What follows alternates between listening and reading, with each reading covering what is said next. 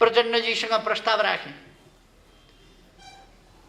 तपाईँ कांग्रेससँग मिलेर चुनाव लडेको थाहा छ हामीलाई, छोरी जिताउन। छोरी जिताउन नसकेपछि मतपत्र च्यातेर प्रजातन्त्रको धुजा धुजा पार्न, त्यसका लागि तपाईँ कांग्रेसमा जानुभएको थियो। खासै उपलब्धि केही पनि भएन। हामी मिलौँ, हामी मिलेर अगाडि जाउँ। हाम्रा संविधानको सर्वोच्चताका नीतिहरू, हाम्रा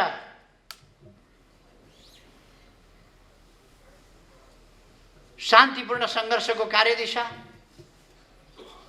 यी कुराहरूमा अब सहमत भइसकेपछि अलग्गै अलग्गै बसेर अलग्गै अलग्गै जानुपर्ने अवस्था छैन। यो लोकतान्त्रिक प्रणाली मानिसकेपछि, यो संविधान बनाइसकेपछि, यस संविधान अनुसार अगाडि बढ्ने भइसकेपछि फरक फरक बसिरहनुको आवश्यकता छैन। मिलौँ, चुनावमा मिलेर लडौँ भन्ने कुरा उहाँलाई असाध्य राम्रो लाग्यो। सुनौ सुनौ लाग्यो। अझ मैले भनिदिएँ, भोलि मिल्नै भएपछि 40% लिनुहोस्। उहाँलाई साह्रै सुन्दर कुरा लाग्यो, साह्रै राम्रो कुरा लाग्यो। हामीले एकताबद्ध भएर चुनाव लड्यौँ। तपाईहरुलाई थाहा छ, बहादुर भवन भनेको त्यहाँ त्यो कान्ति पथ भन्छ, जमलभन्दा उत्तर, दरबारभन्दा पश्चिम दक्षिण, त्यहाँको बहादुर भवनबाट मङ्सिर 24 गते आएको प्रतिनिधि सभा चुनावको निष्कर्ष, त्यो निष्कर्ष राष्ट्रपति भवन पुग्न फागुन 2 गतेसम्म लाग्यो। पैदल हिँडेर जाँदा 10 मिनेटको बाटो,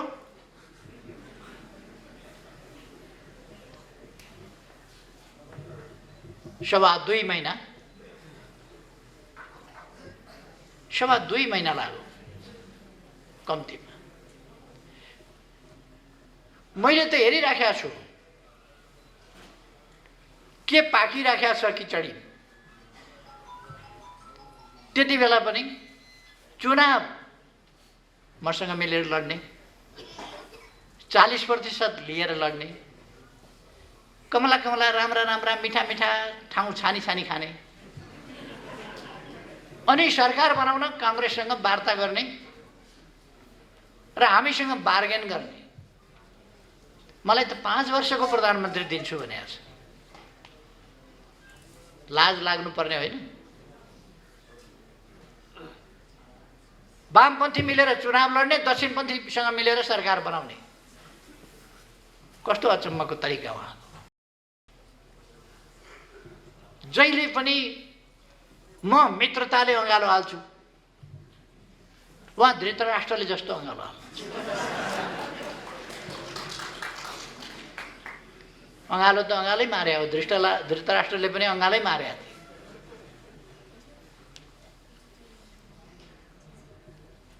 हाम्रो त्यही चलिरह्यो। उहाँको ध्यान कसरी कब्जा गर्ने, कसरी हत्याउने, त्यो मात्रै हुँदो रहेछ। मैले उहाँलाई अनेक सम्झाएँ, यो षड्यन्त्रकारी प्रवृत्ति छोड्नुहोस्, यो जाल जेल षड्यन्त्र र टिकडमको राजनीति छोड्नुहोस्। राजनीति भनेको धोका र बेइमानी मात्रै होइन, त्यसैमा नकुद्नुहोस्। राजनीति भनेको इमानदारीताका साथ देश र जनताको सेवा गर्नु हो, त्यसमा लाग्नु। यी 3 वर्षमा मेरा डोब साबुनका धेरै डल्लाहरू खर्च भए, धेरै स्याम्पू खर्च भयो, ड्रमका ड्रम पानी, ट्याङ्कीका ट्याङ्की पानी खत्म भयो। उहाँलाई धुँदा धुँदा सम्झाउँदा साबन लायो पखालो जस्ता तस्तै, साबन लायो पखालो जस्ता तस्तै। अन्तिममा तपाईहरुले देखिहाल्नुभयो, उहाँहरू बहुमत छ भन्दै हुनुहुन्छ। के को बहुमत छ उहाँहरूसँग? के को? मैले एकताका लागि पार्टीभित्र माधव गुट छँदै थियो, मलाई थाहा थिएन र थाहा थियो नि माधव गुट छ।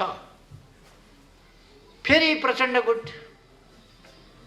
उसलाई उत्तिकै सिट दिँदाखेरि दुईटा मिल्दा बहुमत पुग्छ उता भन्ने मलाई थाहा थिएन र। अनि यति 55-56 वर्ष राजनीति गरेको, 50 वर्ष अगाडिदेखि एउटा नयाँ आन्दोलन, एउटा नयाँ अभियान थालेर आएको मान्छेलाई यतिका टिकडम। उनीहरूले औँलामा थुक्लाएर यस्तो गरेर सार्ने ओर्तिर पर्छ। मैले त नबुझे जस्तो गरेर चुप लाएर बस्नु पर्यो। मेरो थुक यता औँलामा सरो, देख्यौ कस्तो जादु, यता औँलामा सरो, देख्यौ कस्तो जादु। यस्तो जादु उहाँहरूले धेरै देखाउनु भयो।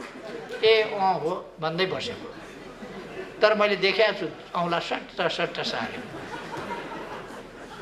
उहाँहरूलाई मैले दिएको त्यो सङ्ख्या एकताका लागि दिएको थियो, एकीकरणका लागि दिएको थियो, यो देश बनाउनका लागि दिएको थियो, संविधान कार्यान्वयन गर्नका लागि दिएको थियो, स्थायित्वका लागि दिएको थियो, स्थिरताका लागि दिएको थियो, देश अगाडि बढाउनका लागि दिएको थियो।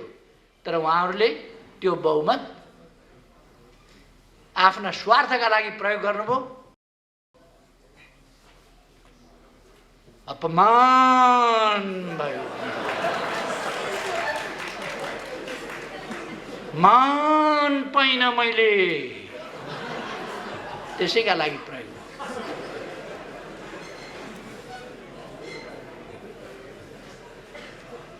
कतिपल्ट सम्झौता गर्ने? मेरो एउटा ब्रिफकेस भरिएको छ प्रचण्डसँगका सम्झौताले। कतिवटा सम्झौता गर्ने? आज सम्झौता गरौँ, भोलिपल्ट काँचै, फेरि अर्को सम्झौता गरौँ, फेरि अर्का दिन काँचै। तपाईँहरूले सुन्नुभयो होला, एक दिन आउनुभयो, आधा आधा गर्ने भनेका थियौँ, तपाईँ नै चलाउनुहोस् प्रधानमन्त्री, जनताले स्थायित्व चाहेका छन्, तपाईँ नै प्रधानमन्त्री हुनुपर्छ भन्ने चाहेका छन्, त्यो मैले बुझेँ। अहिले म प्रधानमन्त्री हुन खोज्दा राम्रो मानेनन् जनताले, मलाई कार्यकारी अध्यक्ष दिएर काम गर्न दिनुहोस् पार्टीमा, तपाईँ नै अध्यक्ष प्रधानमन्त्री भएर चलाउनुहोस्, प्रथम अध्यक्ष त तपाईँ हुँदै हुनुहुन्छ। उहाँले आफैले भन्नुभयो। मैले भने सचिवालयमा बैठकमा राख्नुहोस् प्रस्ताव। उहाँले आफै सचिवालयको बैठकमा प्रस्ताव राख्नुभयो। मैले हुन्छ भन्ने। भोलिपल्ट मैले गल्ती गरेछु कि क्या हो कामरेड भन्नु।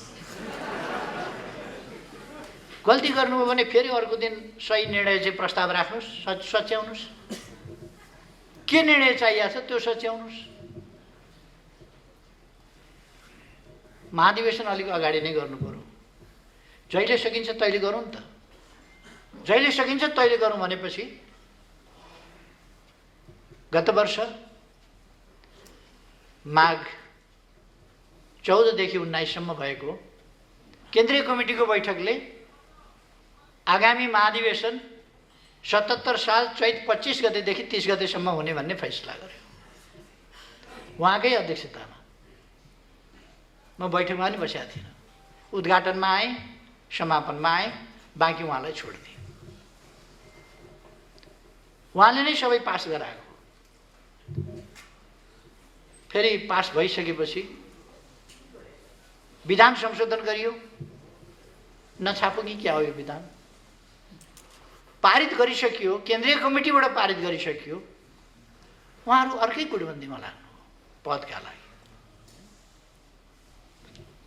जता जानुपर्ने त्यता उहाँहरू कहिल्यै हिँड्नु भएन। 3 महिनाभित्र टुङ्ग्याउने एकीकरण भनेको 2.5 वर्षमा टुङ्गिएन।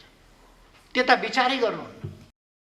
अन्तिममा मैले आजिर भएर निकालेँ। अब मान्छु, अब खुरुखुरु सहमति साथ गर्ने भन्नु, फिर्ता लिइदिनुहोस्, मान्ने अब सहमति साथ। फिर्ता लिएका भोलिपल्टबाट फेरि छैन। यसपल्ट फेरि मैले अध्यादेश जारी गर्नै पर्ने भयो। गरेपछि उहाँले कपटपूर्ण ढङ्गले भन्नुभयो, यो अध्यादेश फिर्ता लिइदिनुहोस्। उहाँहरू ममाथि अविश्वासको प्रस्ताव, राष्ट्रपतिमाथि महाभियोगको प्रस्ताव, अरू विभिन्न संस्थाहरूमाथि महाभियोगको प्रस्ताव। यो त लोकतान्त्रिक मूल्य मान्यता संस्थाहरूको मर्यादा केही नराख्ने, सबैलाई यो गणतन्त्र लोकतन्त्र भन्ने नै हुने रहन्छ, कामै नलाग्ने व्यवस्था रहेछ भन्ने पार्ने। उहाँ अहिले पनि भन्नुहुन्छ खसीको टाउको झुन्ड्याएर कुकुरको मासु बेच्ने ठाउँ, अहिले पनि भन्नुहुन्छ। खासमा त्यसो भन्नुहुन्छ, तर अरू कसैले सुन्लान् कि भनेर, कोही छ कि भनेर पनि हेर्नुहुन्छ वरिपरि। उहाँलाई फेरि बेच्नु, बजारमा अर्कै कुरा बेच्नु परेको छ। उहाँ अहिले महान शान्तिवादी देखा पर्नु भएको छ, महान परिवर्तनकारी देखिनु भएको छ, महान जनताको पक्षधर देखिन खोज्नु भएको छ। उहाँले युवाहरूलाई सेन्टिमेन्टमा ल्याएर आन्दोलनमा होमेर कतिका हात छैनन्, कतिका खुट्टा छैनन्, कति शरीरमा गोली बोकेर कसैको कम्मरको ढाडको हड्डी खुस्किएको छ, भाँचिएको छ, बिस्तारा परेका छन्। त्यस्तो जिन्दगी बिताउन कति कठिन हुन्छ उहाँलाई के थाहा। उहाँ त आफ्नो पोस्टका लागि मरिमेट्नु भएको छ, आफ्ना परिवारका लागि मरिमेट्नु भएको छ। मैले धेरै भनिरहनु पर्दैन। त्यही उहाँको आत्मकेन्द्रित स्वार्थी प्रवृत्तिका कारणले उहाँ अत्यन्त देशप्रति गैर जिम्मेवार हुनुहुन्छ, जनताप्रति। हिजो आफूलाई साथ दिने साथीहरू, लड्ने बेलामा युवाहरू चाहिए। म तपाईहरुलाई सम्झाउन चाहन्छु, लोकेन्द्र बिष्ट एउटा योद्धा। कृषि गर्नुस् ठिक छ, आन्दोलनै छोडेर कृषि गर्नुपर्ने थिएन, तर त्यो योद्धाको मनै उहाँले भाँचिदिनु भएको छ। त्यसकारण कहिले कालो धान उमार्न जानुहुन्छ, कहिले ड्रागन फ्रुट उमार्न जानुहुन्छ। हिजो उहाँलाई कालीबहादुर खामहरू चाहिन्थ्यो, आज खोइ कालीबहादुर खाम कहाँ छन्? किन चाहिँदैन उहाँलाई कालीबहादुर खाम? हिजो उहाँलाई बचाउन, उहाँलाई जिताउन ज्यान दिने हजारौंका परिवारको के अवस्था छ? ती बेसहारा भएका बा आमाहरूको अवस्था के छ? उहाँलाई चिन्ता छ? टुराटुरी भएका केटाकेटीहरूको उहाँलाई चिन्ता छ? उहाँका परिवारका नाता गोता म धेरै केही भन्न चाहन्न। तपाईहरु आफैले देख्नु भएको छ, भोग्नु भएको छ, म धेरै केही भन्नु छैन। माधव नेपालजीको सम्बन्धमा त मलाई खास टिप्पणी नै गर्नु पर्ने छैन, किनभने उहाँ प्रचण्डको एउटा मामुली कार्यकर्ता हो। उहाँ कार्यकर्ता हुन जानुभएको छ। मलाई पदको लोभ छैन, म अरू जस्तो पद लोभ होइन, तर मलाई उधार हुँदैन, नगदी हात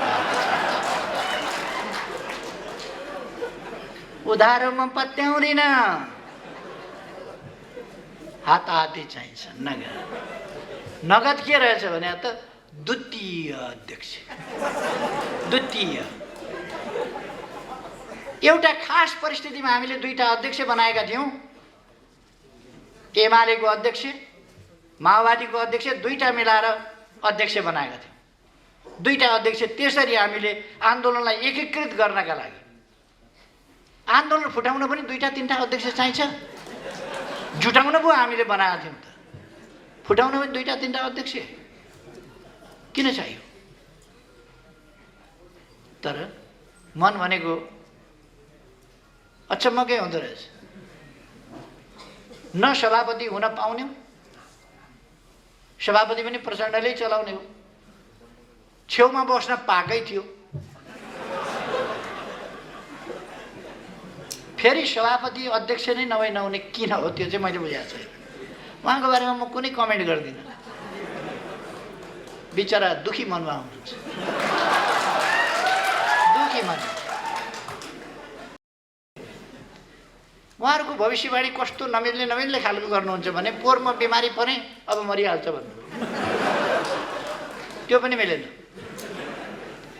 पोहोर परार म बिमारी परेँ, ब्याङ्कक गएँ, उपचार गराउन, काठको बाकसमा फर्किन्छ भने। म त प्लेनको सिटमै बसेर आएँ। अस्ति म आकस्मिक रूपमा इन्फेक्सन भयो, अपरेसन गर्नु पर्यो। अपरेसन कहिले कहिले जटिल हुन्छ। अब गयो भनेर खुसी हो। उहाँहरूको भविष्यवाणी हुने खालको गर्दै गर्नुहुन्न। म त मर्छु, एक दिन मरिहाल्छु। उहाँहरूको आकाङ्क्षा पुरा हुन्छ, अगाडि पछाडि कसको कहिले के, अब यो टुङ्गो हुँदैन प्रकृतिको, तर म चाहिँ एक दिन मर्छु।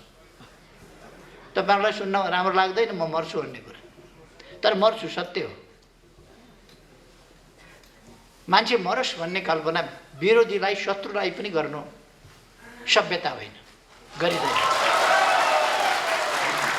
विरोधीको पनि स्वास्थ्य लाभको कामना गरिन्छ। मैले लड्नु छ भने एउटा अशक्त कमजोर रोगीसँग लड्न चाहन्न। अलिक मजबुत पाखुरा भएको, बलियो, राम्रै मसलदार, खेल्न जानेकैसँग खेल्न मजा आउँछ। त्यसकारण सुस्वास्थ्य रहु भनेर सुस्वास्थ्यको कामना गरिन्छ। उहाँहरू भन्नुहुन्छ चुनाव हुँदै हुँदैन भनेर, चुनाव हुँदै हुँदैन भनेर। वैशाखको चुनावमा केपी ओली पत्तासा बन्नुभयो, फेरि चुनाव हुँदै हुँदैन भने भन्नुहुन्छ, वैशाखको चुनावमा केपी ओलीको पत्ता साफ पनि भन्नुहुन्छ। म उहाँहरूलाई भन्न चाहन्छु तपाईहरूले पनि केही सिट चाहिँ ल्याउनुहोस् भन्ने मेरो शुभकामना छ। केही सिट ल्याउनुहोस्, तर त्यसका लागि अहिलेदेखि तयारी गर्नुहोस्। यो सडकमा गएर बेकार अलकत्रमा बसेर कपडा बिगारेर काम छ। घाम लागेको बेला अलकत्रमा बस्नुपर्छ, कपडा बिगार्नु काम।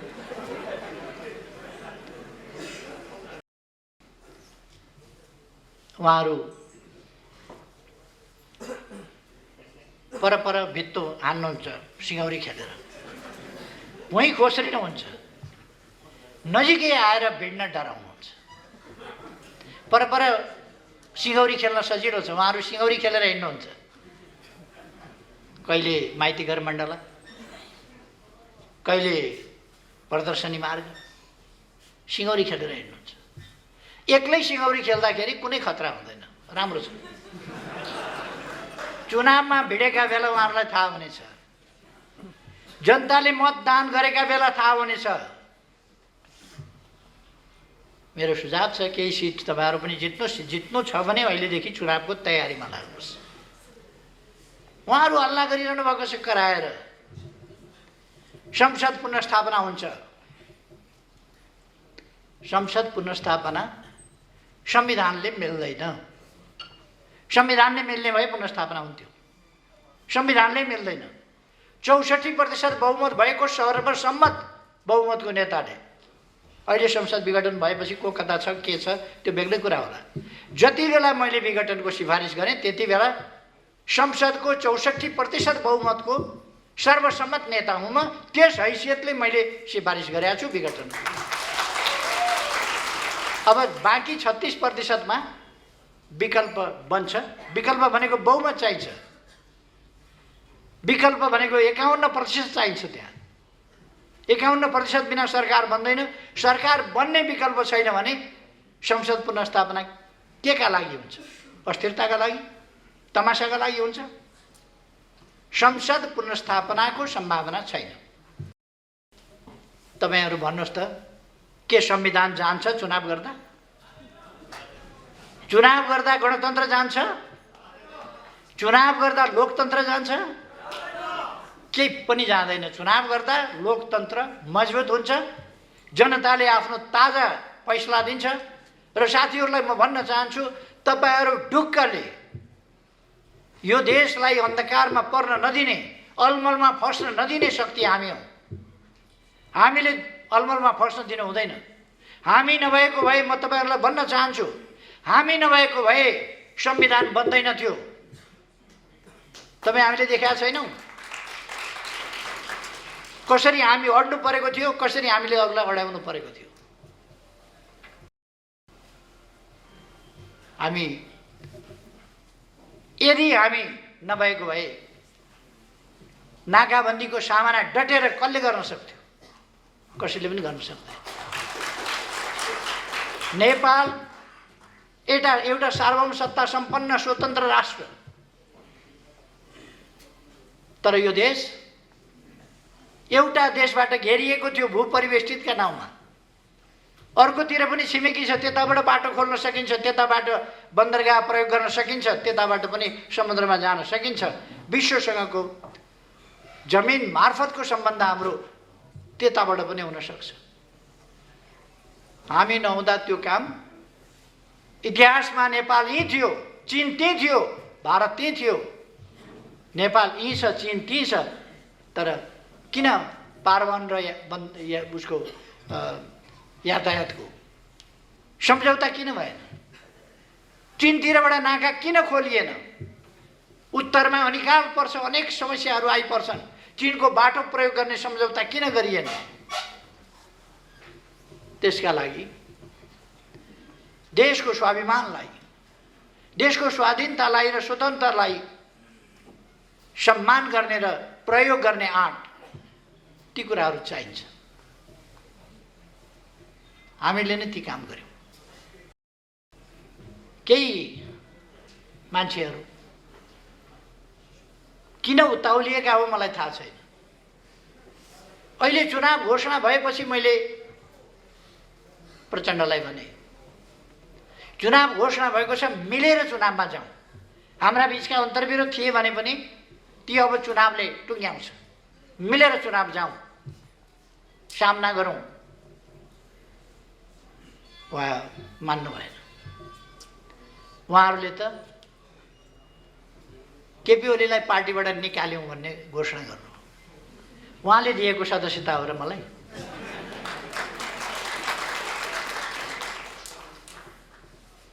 म जेलमा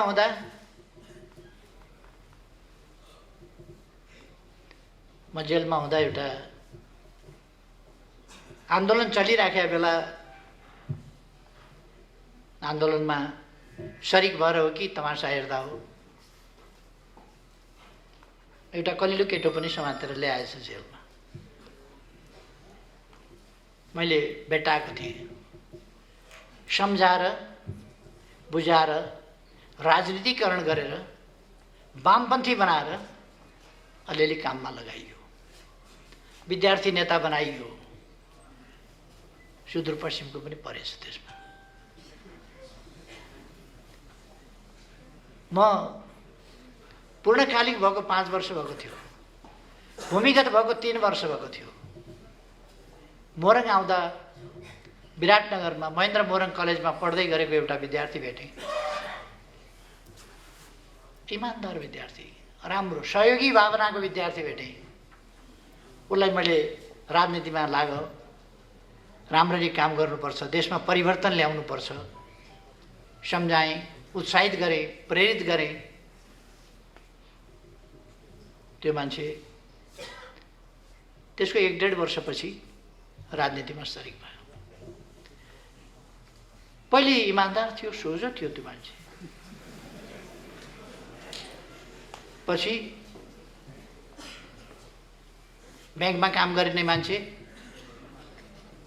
त्यसो भएर आदत के भनेछ भने उधारो हुँदैन। पछि कपट पसेछ मनमा। पहिले जस्तो छैन त्यो मान्छे। मुख छाडेर हिँडेका छन्, दोलाबाट फुतफुत निस्किँदै फटेफटे गर्दै हिँडेका छन्। यो सबै हिसाब, यिनको विगतको हिसाब जनताले राखेका छ। यिनका जीवनभरिका कामको हिसाब जनताले राखेको छ। यिनका फिटफिटी जनताले ट्याप ट्याप ट्याप ट्याप गर्छ। यो फुरफुरहरू केही होइन। त्यसै कारण आत्तिया छ, त्यसै कारण आत्तिएका छन्। चुनाव भएपछि भनेपछि सातो गएको छ। म फेरि पनि आग्रह गर्न चाहन्छु, तपाईहरु आउनुहोस्, स्वस्थ निर्वाचन हुनेछ, स्वच्छ निर्वाचन हुनेछ, निष्पक्ष निर्वाचन हुनेछ, धाँधली रहित निर्वाचन हुनेछ, बत्ती निभाइने छैन, मतपत्र च्यातिने छैन। आउनुहोस् न चुनावमा आउनुहोस्। तर मतपत्र च्यात्छु र बत्ती निभाउँछु भन्ने ठान्नु भएको छ भने त्यो पनि हुन दिइने छैन। त्यो चाहिँ तयारी छ। अब बत्ती निभाउन पाइँदैन, बाक्सा साट्न पाइँदैन, मतपत्र च्यात्न पाइँदैन, यस्तो तमासा लोकतन्त्रमा गर्न पाइँदैन। स्वच्छ निर्वाचन हुनुपर्छ। स्वच्छ निर्वाचन, शान्तिपूर्ण ढङ्गले निर्वाचन हुन्छ।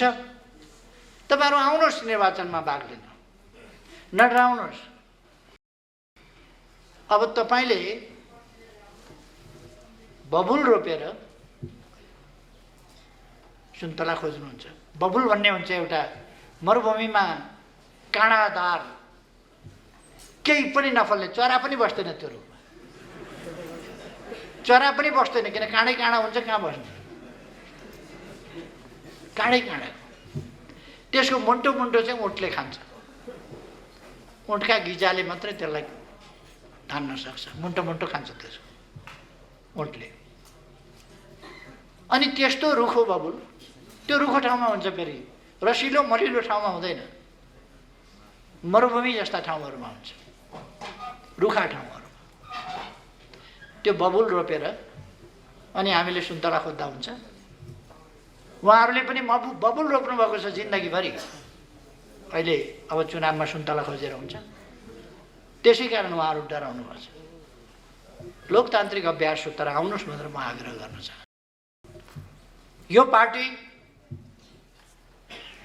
एउटा शेरनी जस्तै हो, एउटा बगिनी जस्तै हो, जसले आफ्नो बच्चामाथि अघि पछि शान्त बस्छ, तर बच्चामाथि हमला भयो भने बगिनीले झप्पु दिन्छ।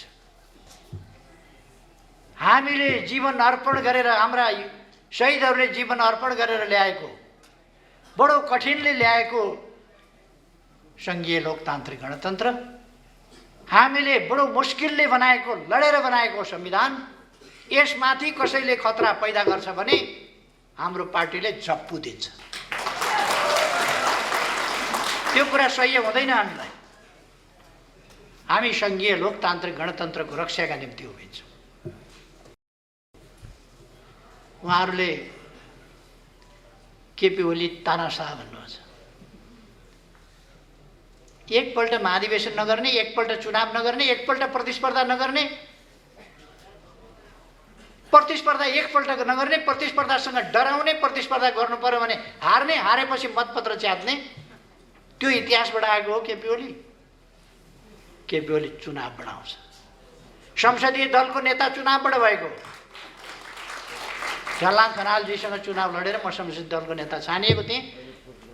पछिल्लो पल्ट कसैले पनि लड्ने आँट गरेन।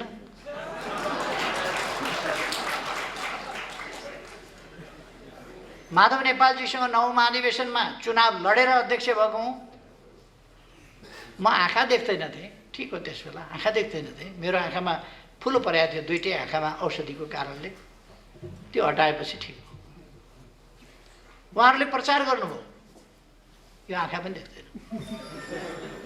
उहाँहरूले प्रचार गर्नुभयो, यो हिँड्न पनि सक्दैन। हो, म हिँड्न सक्ने थिइनँ, दौड्न सक्ने थिइनँ, तर देश चलाउने भनेको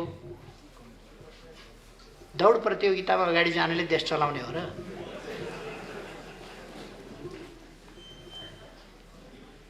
म त्यो महाधिवेशनमा अस्पतालबाट सोझै आएर म चुनाव लडिनँ।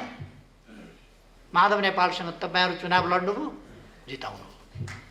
म त के चुनाव लड्ने, म त बस्ने बाहेक उठ्न नसक्ने हालतमा थिएँ, समातेर हिँडाउनु पर्थ्यो, त्यो हालतमा थिएँ म। भर्खर हस्पिटलबाट डिस्चार्ज भएर आएँ। तपाईहरुले चुनाव जिताउनु। अब फेरि पनि उहाँहरू चुनावमा आउन तयार हुनुहुन्न। उहाँहरू अध्यक्ष मागिरहनु भएको छ, अध्यक्ष चाहियो। अध्यक्ष छोडिदिने हो भने ठिक छ नि त, आउनुहोस् न त चुनाव गरौँ। ल म छोडिदिन्छु, चुनाव गरौँ। चुनाव गर्न आँट गर्नुहुन्न। अघि लेखराजजीले भन्नुभयो नि, 2 ठाउँबाट चुनाव हार्ने, संविधान सभामा आउने, स्प्रिङ बोर्डमा ठ्याक्क उफ्रिए जस्तो गरेर प्रधानमन्त्रीमा जम। चुनाव हारेको संविधान सभा सदस्य, संविधान सभाको संवैधानिक समितिको सभापति जम, अर्को स्प्रिङ बोर्डबाट फेरि जम, फेरि अर्को स्प्रिङबाट हाई जम। कस्तो गजब! जम, हाई जम, पोल जम, प्रधानमन्त्री। चुनाव हारेको मान्छे अन्तिममा पोल जम्पबाट माथि पुगिराखेको, दुनियाँ छक्क। त्यस्तो लोकतन्त्र खोज्नुहुन्छ उहाँहरू, त्यस्तो लोकतन्त्र। गफ गर्नलाई त कति सजिलो रहेछ। हिजो झलनाथ खनालजीले भाषण गर्नुभयो नि, धरहरा केपी ओलीले बनायो भन्छन्, नचाहिने कुरा केपी ओलीले बनाएको हो र इन्जिनियरले बनाएको हो।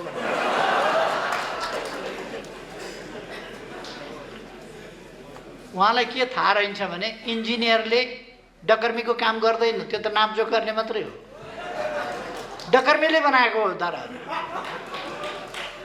इन्जिनियरले बनाउँछ, इँटा लाउँछ, के गर्छ भन्ने पर्या रहेछ उहाँलाई। कहिले गएर नजिकै हेरे भए पो।